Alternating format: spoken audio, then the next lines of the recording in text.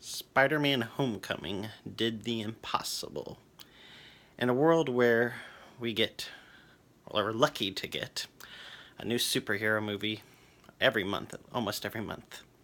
Superheroes littering our TV screens with well, at least a good dozen Marvel DC shows on the air right now between CW, ABC, Netflix, and whatnot.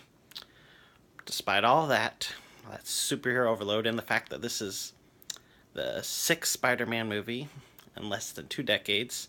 Not only that, the sixth Spider-Man movie, but the third time we've cast the main character, the third universe he's been a reboot. Second time they rebooted him in less than 20 years.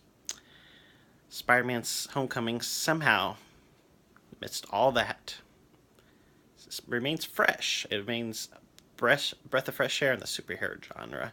It's something new and unique. That's just amazing. Amazing to think of when there was just so much superhero content that we are so lucky to get all the time now. The main reason it does this is the focus on teenage Parker, on teenage Spider-Man, on a superhero really doesn't know what he's doing.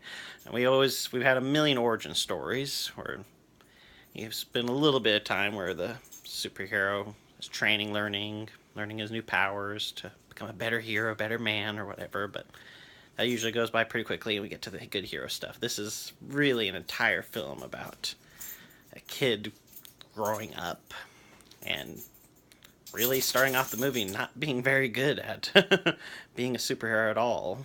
Just stopping petty crimes, and pretty much that's it. But then when he's confronted with an actual real threat, having to man up and really failing pretty badly, and but also it has a great sense of humor, a very funny movie, which I guess is expected from the MCU Avengers movies, but still, you got quite a good few laughs in this movie.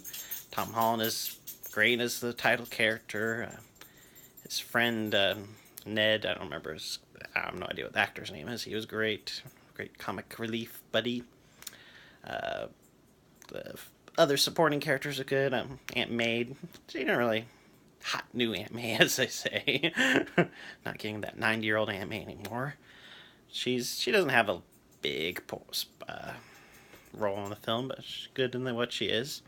And of course, there's Robert Downey Jr. as Tony Stark, which what more can be said about that? His portrayal of that character at this point. This is the seventh, eighth time he's played the character. It's the Marvel Cinematic Universe would not be probably nearly half as big, if around at all, if it wasn't for him starting it all with Iron Man 1. So he continues his great presence in the universe.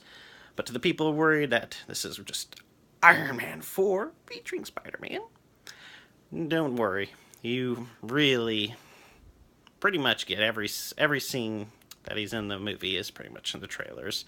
It made sense that they wanted to focus on Iron Man stuff in the trailers because, well, Iron Man movies make loads of money, but it is not the focus film. Spider-Man is the focus film.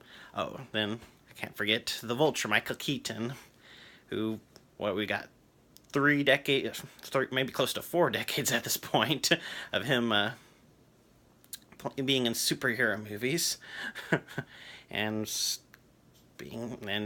one of the flaws that even the biggest fans of the MCU Marvel movies can point out is the villains are lacking for the most part, with the exception, of course, of Loki, the god of mischief, which everyone loves. But for the most part, the rest of them are mediocre to bad. We got we got whoever was it in Civil War. You have Yellow Jacket. They're pretty much all just the evil versions of the main characters, and they just don't have much personality. Guardians of the Galaxy 1 had probably the worst example. Just, I'm evil to be evil because we need a villain. And they're just kind of blah. But Michael Keaton's character Vulture, who's actually one of the lamer villains of Spider-Man's Rogue Gallery, actually ends up being a very great villain, mainly because you really do get a sense of why he's doing the things he does. And yeah, he's a bad guy, technically, but he's doing the bad things for right reasons. He just wants to, he had some bad luck, and he's trying to provide for his family and have a career and everything in a world that's turned upside down by these big superhero events happening every other month in their world. So, yeah, you still want Spider-Man to take him down, but you can definitely see his point of view of the film, and he's very cool and menacing looking when he's flying around in the Vulture getup. Definitely compared to the comic book. You should look up pictures of the character in the comic book. He's just like a cranky looking 80-year-old man flying around with stupid looking wings in the comic book. So they definitely this is one example of them definitely improving from the source material instead of doing a worse job. Complaints, very far in between.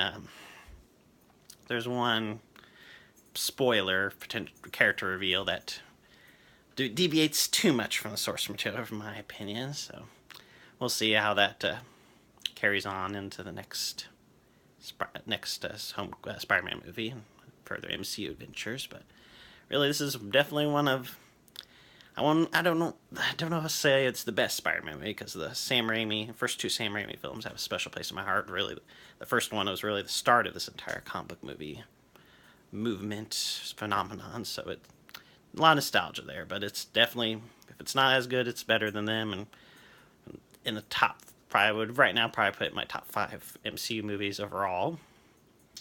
One of the better ones with that doesn't have the Hulk. We'll get several Hulk references. So, but one very not nice one about Hulk, where a character mentioning is going to kill the character, but oh well, kill the Hulk.